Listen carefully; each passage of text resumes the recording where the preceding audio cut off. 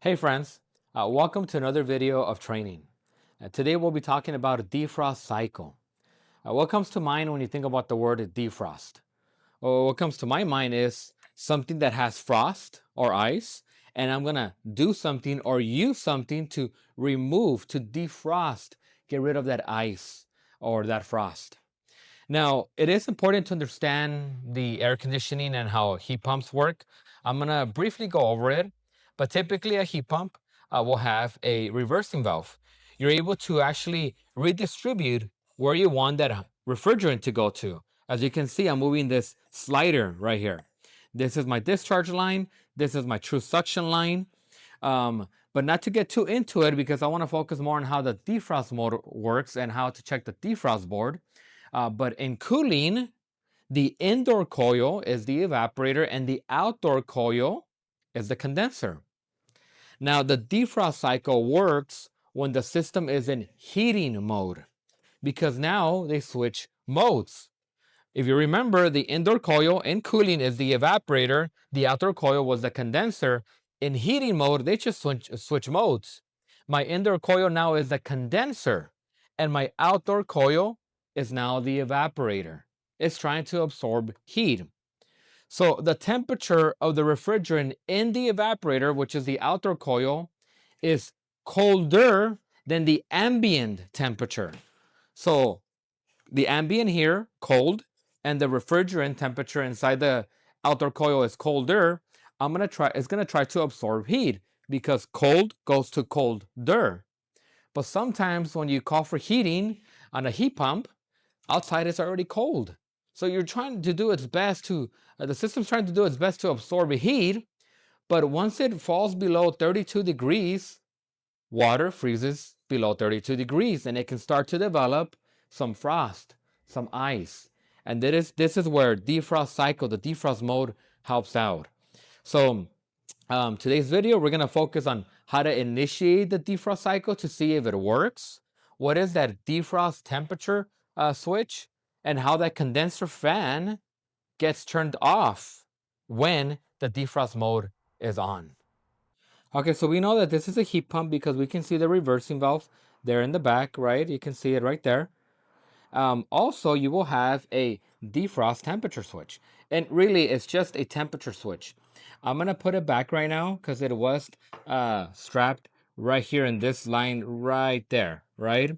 But basically, if the temperature of the evaporator, because it's in heating, if it falls below, for some reason, the exterior of it falls below 32 degrees, it's going to initiate the defrost.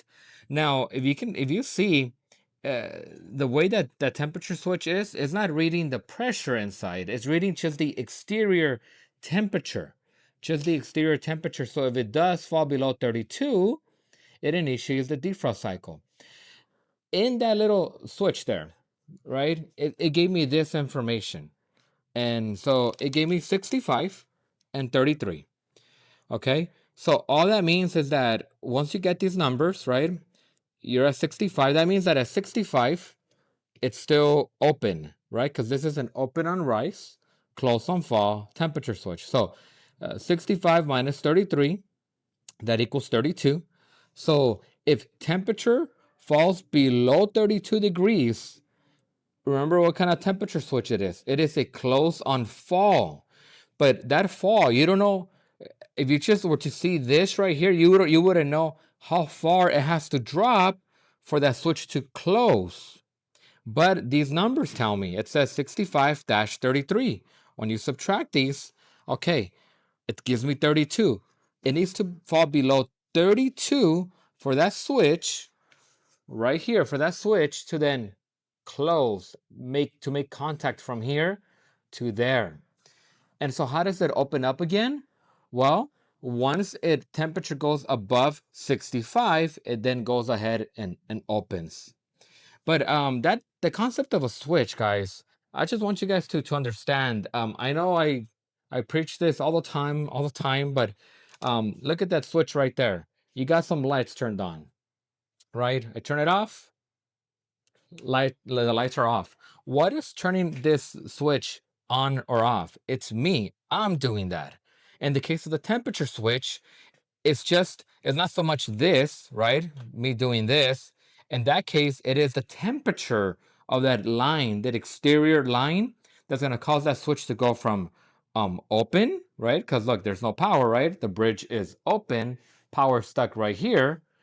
And once it gets really cold, colder than 32, boom, the switch closes, allowing power to go through. That's the concept of a switch. So that means that this switch right here, it is a normally open switch. And what is going to cause that switch to close, to make contact, it's going to be when it's below 32 degrees. And just to confirm, right, that temperature, that defrost temperature switch was over there. It comes all the way over here. And we'll go over the board right now. So it goes all the way right here. So let's see if we can get closer. I got my leads right here. I should not read open line. So, okay, I'm testing my leads. I should not read open line. Let's go ahead and zoom in. Should not read open line because that switch, you didn't see it in a little bucket of cold water and ice, right? It's just hanging in there, and it is pretty warm right now, so it should be open. And let's see if you can zoom in a little bit more. You see right there, you got two spots where you can put your leads to see if you have a path. So like I said, right now, you should not have a path. It should be open. So I'm gonna go ahead and get my leads, and I'll always test your own leads too, right? Make sure they're working. And you kind of need these skinny leads, the thin ones here, to kind of get in there. You are dealing with like small space to check. But you see, I'm gonna go ahead and check this one now. Okay, you see, I'm not reading anything. Open line. I don't hear anything.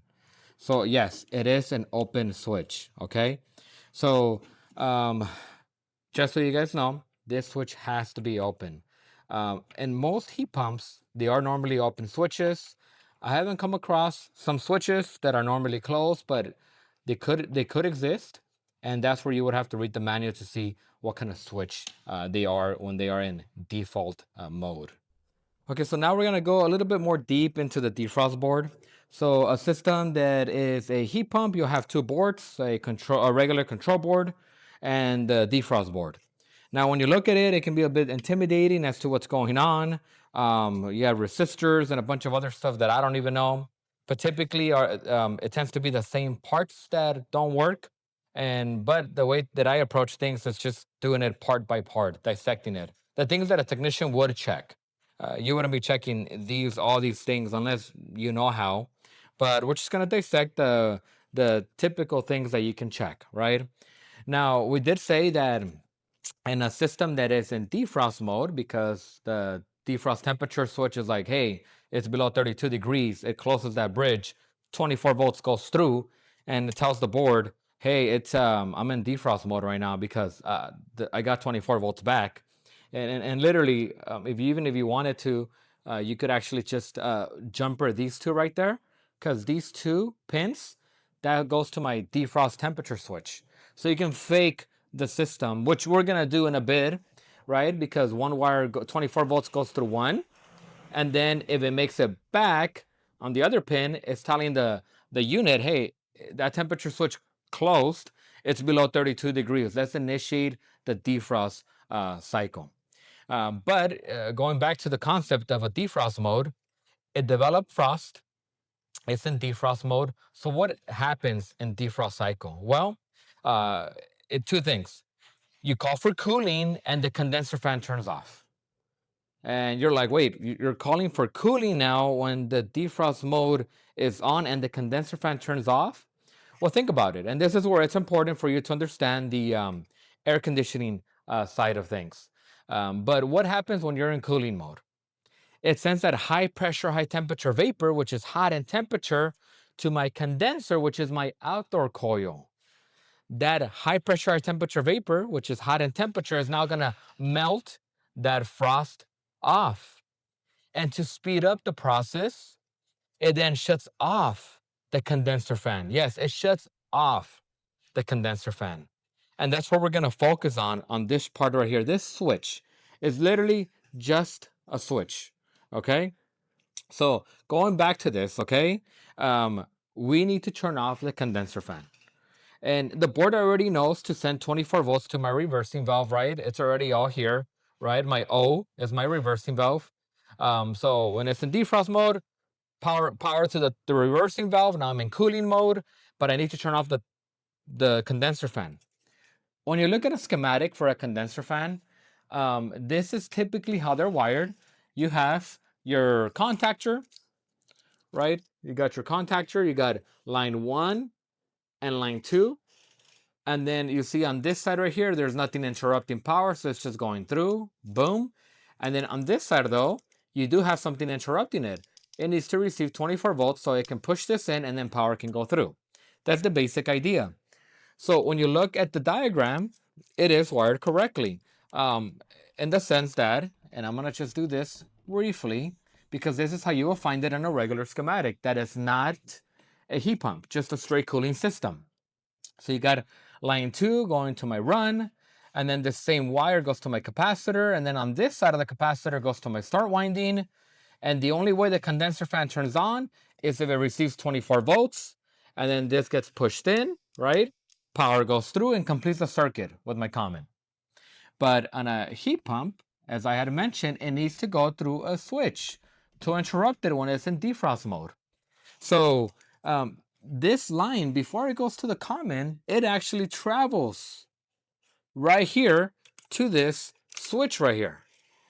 And that switch is a normally closed switch. So when you're not in defrost mode, there's going to be a path and the condenser fan is going to turn on, which makes sense. The condenser fan needs to be turned on, right? So that the refrigeration cycle can work. So it's normally closed. But guess what happens when it is in defrost mode? When it is in defrost mode, it opens. And that is how that switch works. That is how that condenser fan turns off when it is in defrost mode. So one thing that you can do is to check if you have continuity. Even right now, there's no power, right? There's nothing wired, but this should be normally closed, as we said. So I'm gonna go ahead and get my meter, right? And just go ahead and confirm. And like I said, you have power in, right? Power in, power out. It's not a load, it's just a switch. Power in, power out to my condenser fan. So I'm gonna go ahead and check that I have continuity. So I'm gonna go ahead and put one right here. Okay, and then one right there. You see? I have it's a normally closed switch. I have a path. So guess what? If you go to a job and it's open line, something's up with that switch and you would have to replace the board. Or I heard some guys that actually unsolder it and put a new little switch here, little relay switch. But I mean, in that case, it'd just be worth just replacing the defrost board. Because they can get a little bit difficult trying to unsolder that, unless you're a professional and you can do it. But that's the idea. Normally close. When you check it, you should hear continuity. It's normally close. What's going to open it once again is when it is in defrost mode, it stops power, right? It interrupts it, it stops power so that the condenser fan can turn off and it can speed up the melting or the defrost cycle so we can get rid of all that frost. So that is one thing you can check when you approach a defrost board that might not be working. These two should be normally closed at all times. And when it is in defrost mode, it opens the switch. Okay, so let's talk a little bit more about the other parts of the defrost board. We already talked about this. This is what cuts the condenser fan from receiving power when it's in defrost mode. But what about these right here? Well, what I did, I got these right here and I put it on the whiteboard so you can see it. And we already talked about this. This is the defrost temperature switch. So let's see if I can get a better picture of that right there. See? So you got the DFT, defrost temperature switch, is just 2 pins, 1, 2. And so these two, that is my defrost temperature switch, right? It's just that switch we talked about earlier. It's a normally open switch. Okay, so the other part right here, and we're just gonna kind of take our step right here. You have this like little dip switches that you can move. And they call it interval time, accumulative time. I wouldn't worry too much about this, guys. All that means is that let's say you set it for 30 minutes or 60 minutes. Let's say it's in heating mode. After 30 minutes, it's gonna look and to see if you have 24 volts. Actually, if that switch actually closed, then it's gonna go ahead and initiate defrost mode. And it could be that it's like, let's say it runs for 10 minutes and then it shuts off. It runs for 10 more minutes and then it shuts off. That's already 20. And then it turns on again for 11 minutes. It passed that 30-minute mark. And if it sees that it is closed, then it initiates defrost mode. But like I said, I wouldn't worry too much about this. I'm actually gonna right now jumper this so I can show you how to fake the defrost mode and to see that to see if the defrost board is good or bad. So like I said, the unit here has a heat pump system, has two boards. You got the control board and you got the defrost board. This control board here, you have wires that come out. Your thermostat gets wired up or wire netted to the wires, and these wires then go to that control board. And then from that control board, you got wires coming out to my defrost board, which that's what we're gonna go over right now. So, okay. So, like I said, when you look at the defrost board, it can be a little bit intimidating, but it doesn't need to, right? So, going back to the defrost temperature switch, right? We talked about it.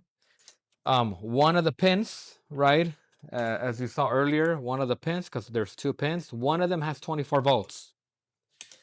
And 24 volts, it's coming here and it's stuck right here. And it will only go through if it falls below 32 degrees, that defrost temperature switch. And if it does, okay, boom. That 24 volts is gonna go all the way and make it back to the other pin, and that's what initiates the defrost board, the defrost mode. And when it does that, the system already knows that, hey, I got a call for cooling. So it sends 24 volts to the reversing valve. And that's what we're gonna go over right now, at least on this section. But the defrost temperature switch, it literally is power in, power out. If it falls below 32 degrees, now I have a connection, a path from here, boom, to there. That's all it is for that defrost temperature switch. Now, what about this right here? These wires here, right here, C, Y, W, 2, O, R, which are right here on this part right here, right? These are the ones coming from the other board, right? So these, what is going to determine if the unit's going to heat or cool is that the thermostat is calling for heating or cooling. So I got C, Y, W, 2, R, and O. So R and C, right? That's power, right? Power, common. The Y is for my compressor because it's a heat pump. This is for my reversing valve. And then this is for auxiliary heat. This is for my heat strips. So, and it kind of makes sense when you look at this. You have 3 relays, 1, 2, 3, right? So one is for, it's just little switches. One is for the compressor, one is for auxiliary heat, one is for the reversing valve. The W2, we're not gonna go too much into it, but all you need to understand, guys, is that let's say when you are in defrost mode, you're in air conditioning mode because it's sending that high pressure, high temperature vapor to the outdoor coil. So what's gonna heat the house in the meantime? This is where you can have the option of having a heat strips or something to heat the house in the meantime. But going back to this, we know that at the end of the day, this contactor coil needs to receive 24 volts and common. So common, in this specific diagram, common, the contactor on this unit, it already has common coming from the transformer. But we need 24 volts to go on this side to push this in. So what I did, I have this little flame sensor that we broke. We typically give the guys this flame sensor, or we are doing heating module right now. So we have this flame sensor that we broke, so they'll never read microamps. But we're gonna use this as 24 volts. And I thought I wrote it down, but it must have smeared. I can't see it anymore, but 24 volts. His name is 24 volts. So the goal is, right, we're gonna go here, right there. The goal is for it to make it all the way, and I'm actually just gonna erase this just to make it a little bit cleaner for you guys, as we're gonna be doing some tracing right now. Okay. All right. So the goal is to make it so when the thermostat, when call for cooling, right? If it's cooling, it's gonna send 24 volts, or through my thermostat, it's gonna be like, here you go, and it's gonna give Y and O 24 volts. This O and that O, there is a path internally. You can't see, but there is a path. This Y though, for this Y to come out of this one, because in this specific diagram, they have T2 going to that contactor coil. That's what's going to turn on the compressor. But for it to go from Y, because this one's going to my contactor coil, right? To get the compressor to turn on, it takes a different path. So it goes like this. I call the thermostat calls for cooling. R's like, boom, here you go, O. Great. There's already a path. I send 24 volts because this is going to my reversing valve, right? These two. Reversing valve. It sends 24 volts. Boom, reversing valve is ready. Okay, so I'm just ready for the contactor to be pushed in so I can turn on the compressor. So it does this. So it's ready. I'm like, okay, call for cooling. Great. Let me go to Y. All right, that is great. And it has to go through two pressure switches. And these switches are normally closed switches. And these are my pressure switches. This is the higher pressure switch. Because the line is on top, it is a close on fall or open on rise. If I have a dirty condenser or it's overcharged, it's going to open up. But in this case, great. Everything's checked out. Good, good, good, good. If this system's low on charge or dirty filter, but specifically low on charge, that's going to open because it is an open on fall. If that pressure falls, it's going to open. In this specific system, everything's working great. So it goes like this. Great, awesome, 24 volts. Great, great, great, great. Internally, there is another path from T1 to T2. So once T1 receives 24 volts, it's like, great, awesome, boom. T2 then goes straight to my contactor coil. So do you see the path that it takes? It takes a long path, but it's just power in, power out, right? Thermostat, send 24 volts to Y. Good, power in, power out. Power in, power out. Power in, boom, power out. It's just switches. That's all it's doing, it's just switches. Can I technically go from here and get a wire and extend it over here? Yes, I can. But I would defeat the purpose of pressure switches. So you want to be careful when isolating or doing that. Now, just to kind of go back to this, okay? This part right here, this part here comes from the control board. This is my defrost temperature switch. I'm going to show you how to do the speed up. And then these right here, the pins, got T2, common, common, and O. In this specific system, the contactor coil is already receiving common from the transformer. So there's literally no wire coming out of this one. This is the one that's important, T2, because T2 is the one that powers up the contactor coil.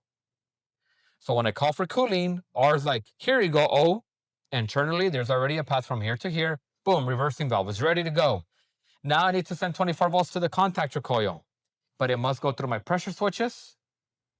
And then once T1 receives 24 volts, boom, T2 then sends out 24 volts, compressor turns on. So I'm going to show you right now a quick tip on how to check if those pressure switches are good or not, or they're closed or open. Okay, so defrost cycle or not, these pressure switches must be closed. So if you look at these two wires right here, this blue one and the black one, they actually go right here. They go to Y and T1. That's where they come from, Y and T1.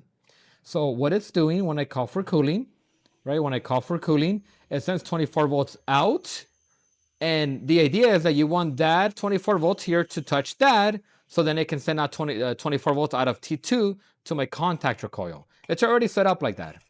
So this is how it is when you come to a here to a unit. You have these wires right here. Blue goes to blue, and then black goes to black, right? But you don't even have to go to the pressure switches over here. because what it's doing, remember back to the diagram, power in through my pressure switch, power out, power in, power out. So one line has 24 volts going, and it goes through a pressure switch and another pressure switch right there. So let's say one line, it goes in, great, awesome. And then it comes out, and internally right here, there's another little wire where it goes back over here. Okay, boom, and then it comes back. So simply put, if I want to just make sure those pressure switches are closed, because I can be low on charge. If that's the case, then that would defeat the purpose of the system. Nothing would work. And it could trick you into thinking that it's a bad defrost board, but it's not. One of your low pressure switches, your low pressure switch might be open. So I'm going to put it on continuity. I'm sure you can hear it, but I want to make sure you guys see it. So let me see if you guys can. You guys might be able to see the light right there. Let me see. Yeah, you see right there, this little light. So what you can do, these wires are the ones going to my pressure switches. All you have to do is get one leg, one wire here, put it right there, the other one right there. You see? So by me putting my leads here on two wires, not these two, but on these two, that just tells me that my pressure switches are closed. I don't even have to check the pressure switches. I have a path. I have a path from here coming out from here. And like I said, these two right here go to Y and T1. So yes, my pressure switches must be closed. If it's low on charge, it will throw you off into thinking it's a bad defrost board. But all along, it could be it could be low on charge. Okay, so I'm gonna initiate the defrost mode so you know how to do it. But we know that it's in heating because when you come back over here, you see this right here is hot. So my indoor coil is the condenser. You see that's hot to touch. So the indoor coil is the condenser and the outdoor coil is the evaporator, right? So this is cold. Now, of course, this is open right here, so my pressures are gonna be off, but I'm just doing this so I can show you guys how you guys can initiate the defrost mode. And then my defrost temperature switch. So if I'm in heating, right, for a heat pump, this is gonna be cold, which it is. And then over here,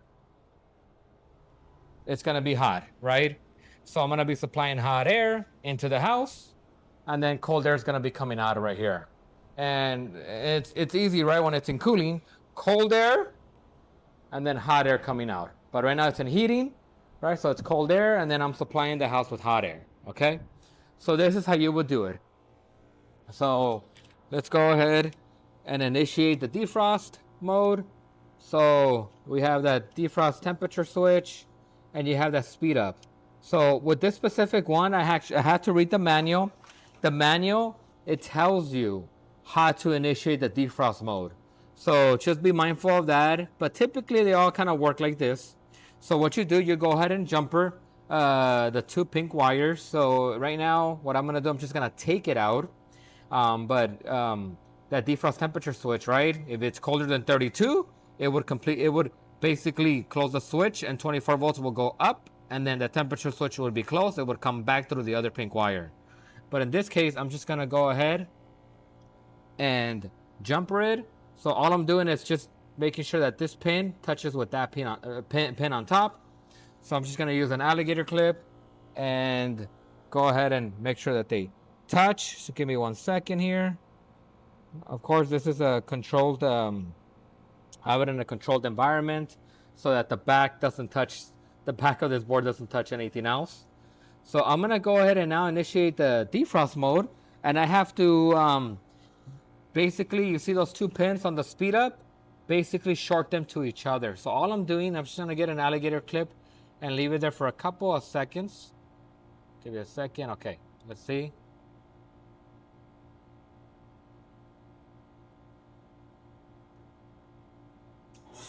There we go. I just heard it. It's in defrost mode. So right now, it's gonna send that high pressure, high temperature vapor to my outdoor coil. And you see, the condenser fan turned off.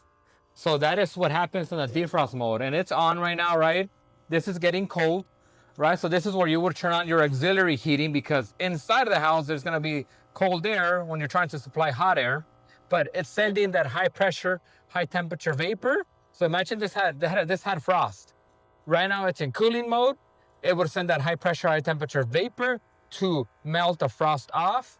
And my condenser fan is off to speed up the defrosting of the frost here outside of the outdoor coil.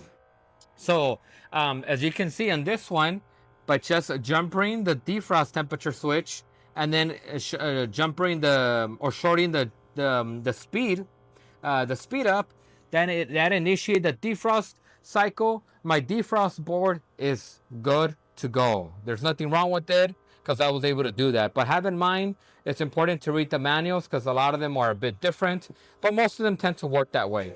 This is going off of a defrost temperature switch.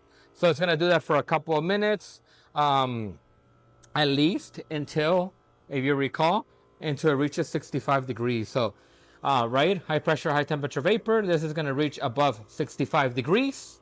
And once it reaches above 65 degrees, it's like me doing this. I'm gonna go ahead and take it off because it's gonna open that switch, right? Okay, and then give it a second. And my condenser fan will turn on right now. And actually, there we go.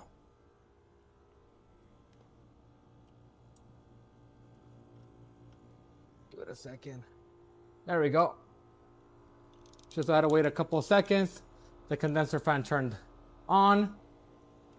Now it's back to heating.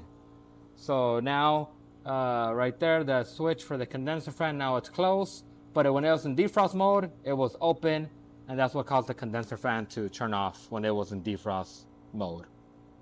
Okay, so sometimes you're gonna have defrost boards, and have in mind this is not a defrost board. This is an inverter board, but I didn't have a defrost board with two thermistors. And so sometimes you're gonna have defrost boards that have two thermistors. They kind of look like this. Let's see if you can see it. They're thermistors that actually read temperature. So they're gonna be something to that effect, right? It's literally just like a bead. And this is a thermistor, it reads temperature. So if you follow this right here, it goes back to right there. These two black wires. So literally it's literally two black wires, right? You can see two black wires going to like a piece of metal, special metal, of course. There's other stuff where it reacts with temperature.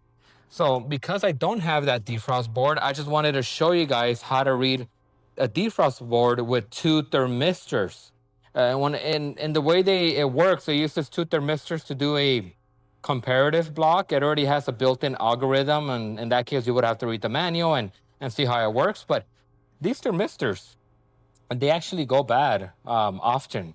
So all you have to do is make sure you don't read open line.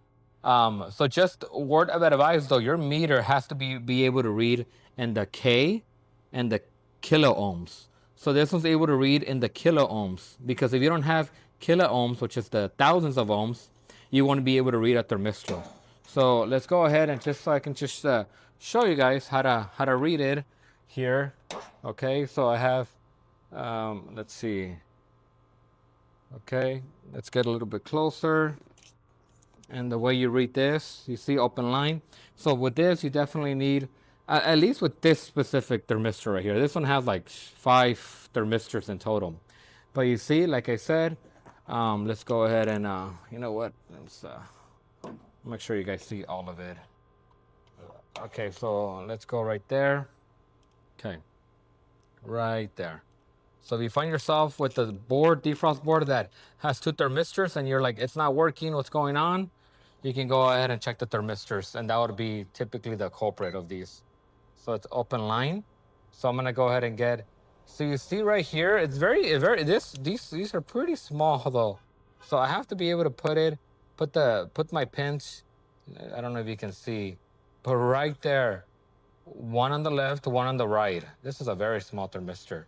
So all I'm doing now is, I think the light's gonna be better on this, right? I'm gonna put one on this right here, and I have to have my small leads, and one on the right.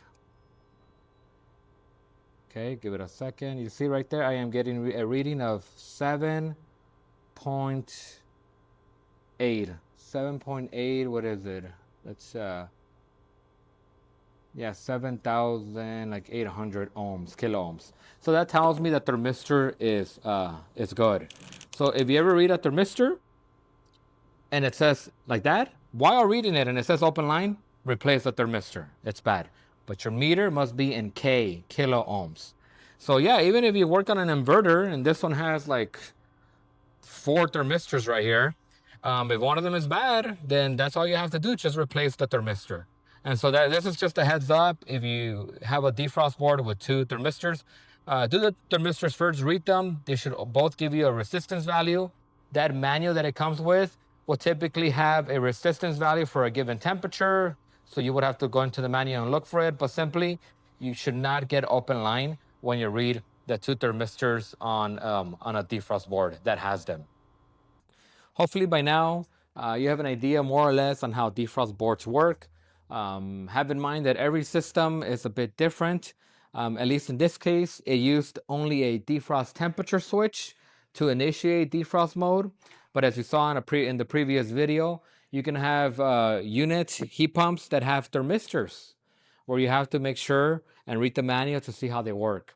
But when you see a defrost board, just take it part by part. You have the condenser fan, which stops power from going to the condenser fan. That is a normally closed switch.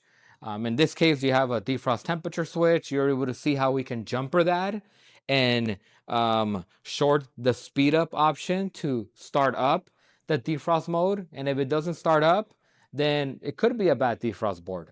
But this is where reading the manuals helps out a lot, because at least before, I wouldn't like to read. But if you read manuals and get used to reading manuals, you can become a very knowledgeable tech. But yes, just taking it apart, reading the schematics. Schematics will teach you how that defrost mode works. The manual will tell you even more how to initiate the defrost mode. But defrost mode is important because in heating, this can develop frost, especially if it's really cold outside, below 32 degrees. I really want to thank all those that have signed up as members to my channel. I am slowly working on coming up with an electrical video that will probably be a bit long, but that's going to take me some time. And I know that video will help a lot of you guys that are out in the field. I hope that today's video helped you out, and I'll catch you in the next one.